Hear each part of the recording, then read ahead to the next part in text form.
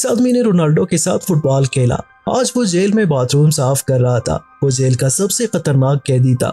जब बाकी कैदी हथकड़ियां पहनते थे, वो लोहे की मोटी जंजीरों में जकड़ा जाता था। कहते हैं कि उसने अपने नंगे हाथों से 73 आदमियों को मारा था। नाम था जैसन। जेल में एक खास पिंजरा उसके लिए बनाया गया था और उसे सबसे अलग कैद रखा जाता।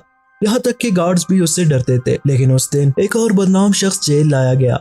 जॉनी इंग्लैंड की कौमी फुटबॉल टीम का साबिक कप्तान और रोनाल्डो के साथ ट्रेनिंग कर चुका था और मशहूर था कि उसका एक एक गाड़ी को उड़ा सकता है।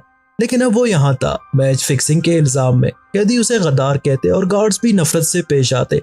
एक गार्ड ने उसकी गर्दन पर डंडा मारा और सबसे गंदी ड्यूटी दे दी, कैदियों की टॉयलेट साफ करना। मगर कहानी यही नहीं रुकी। जेल के गैंग लीडर ने अपनी सारी रकम जॉनी के फिक्स्ड मैच पर लगा दी थी और हार गया।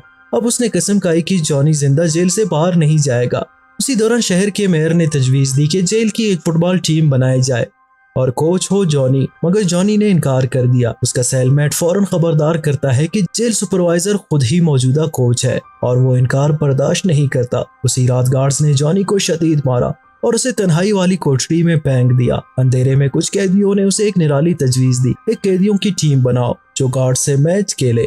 वार्डन ने इजाजत दे दी, सुपरवाइजर भी मान गया। मगर टीम के पास टैलेंट नहीं था। कुछ कैदी अंधाधुंध किक करते, कुछ स्टाइल मार के नाकाम हो जाते। बस गैंग लीडर के लोग अच्छे खिलाड़ी थे, मगर वो जॉनी के साथ खेलने को कभी तैयार ना होते।